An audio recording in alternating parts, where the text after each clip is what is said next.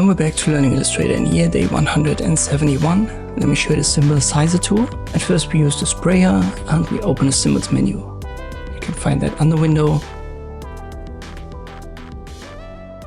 Select an icon and then left click just once on the canvas. And I've already shown you in an earlier video, you can resize that here using the selection tool. You can do that freeform, which transforms it, or you hold the usual short keys Shift, Control and Alt to keep the aspect ratio in position. But there's also a symbol sizer tool, and this can size it up as well. So let me activate it and I left click on it, and you can see how this magnifying glass gets bigger. If you want to make it smaller, just hold Alt and left click on it.